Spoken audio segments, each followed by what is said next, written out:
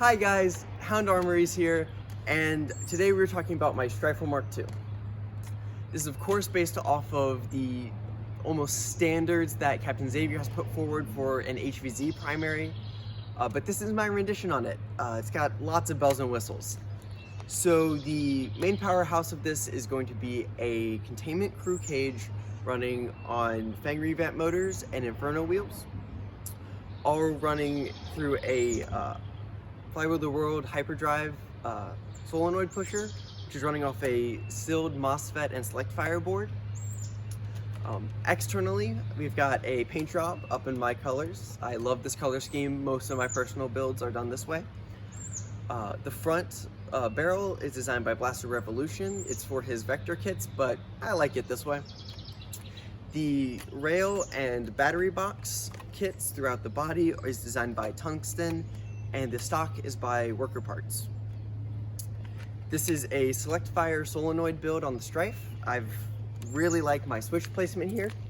Falls right under my index finger when I've got the blaster shouldered. This lets me very quickly switch between semi-auto, full auto, or even safe if the switch is in the middle, which is great if I'm just walking around, have the blaster slung over my back, whatever I'm doing. Make sure I conserve some extra ammo. That being said, this is a little bit of a heavy build, and it is my Mark II. Let's talk about Mark I and see how we've got here.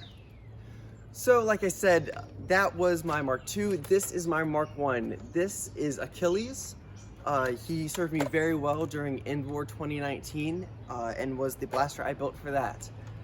Right off the bat, my Mark II is way heavier than my Mark I, simply because this is a very simple Stryfe. It's just a not a Flywheel of the World, an open flywheel project.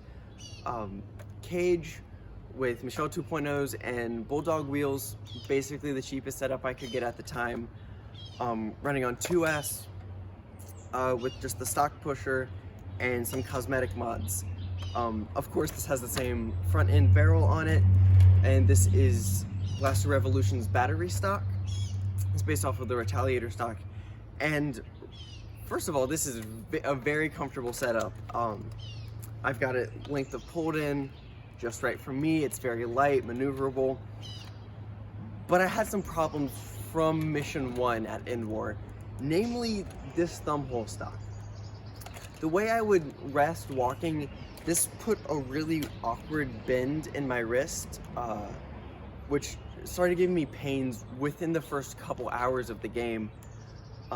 So almost immediately I knew that had to go at some point. Also, if any of you were at End War 2019, you remember we had a mission that we started the mission with it raining, and it eventually got rained out. And I couldn't run this. I picked up my trusty Alpha Trooper, but because it is open here where the jam door usually goes. And that's simply because I think if you don't have a way to clear jams without pulling out the magazine and reaching your hand into the mag well, you're kind of doing yourself a disservice, because that's a really hard way to clear a jammed dart. But for this build, I knew I wanted the top rail. I liked the way it looked, and so therefore I had to get rid of the jam door. So there's another change I wanted to make, is just overall try to make it a little more comfortable, a little more waterproof, and overall give me more options. Other features this has is I just hardware stored some sling points on the back here so I could sling it well. Voltmeter hidden here in the buttstock. And the reason that this fully got retired and not just upgraded after End War 2019 was I dropped it loading up my car for the final mission and snapped the battery stock right here. Luckily I had some little plastic shims that I threw in my repair bag, and some super glue and some duct tape, and so I was able to jury rig it together so I could have it for the last stand. And then the next day during some pickup games, the trigger broke, and I can fix it. I just haven't taken the time to yet. I probably will at some point because I still really love this blaster. But I did an upgrade, and now let's talk about the upgrades I did. So like I said, there were obvious things I wanted to change between Achilles and her younger sister. Of course, first I got rid of the thumb hole stock, put a grip cap on the bottom, so that's really nice and comfortable. This is a side folding stock from Worker.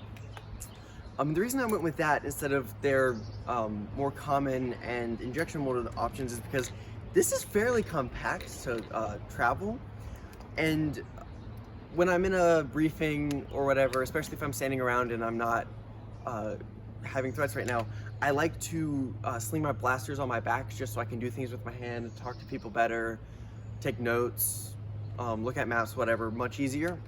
And just being able to fold the stock keeps it a little more compact and a little more comfortable. Next, of course, with the tungsten top rail kit and battery box, the jam door is operable, and I have a voltmeter in there, which overall is just much more secure. And while this isn't waterproof, I would be willing to play with this in a light drizzle. I've gone through and plugged most of the holes, tightened up some of the gaps, so if I do play with this in light rain, will the inside get wet? Yes. You can't necessarily stop rain from getting in your blaster, but I don't think it's going to completely ruin the blaster, especially if rain comes out of the blue unexpectedly. That being said, of course, the reason I keep an Alpha Trooper is for those rainy days. Yeah, so that's basically my Stryfle Mark II, and now let's go to a firing demo. Now for a firing demonstration, just with some Adventure Force waffles.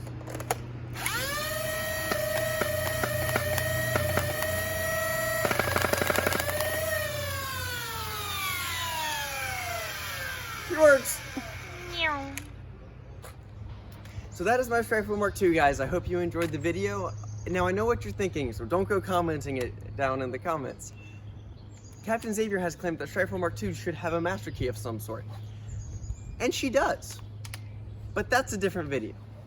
Hi guys, thanks so much for watching my video. I'm new to this whole YouTube thing, so if you would please subscribe and like the channel down below. Please leave a comment. I want to know what kinds of videos you guys want to see. This is of course mostly a Nerf modding channel, but I want to know what things you guys are interested in. I'm interested in having a good conversation on this channel and get some more ideas out there.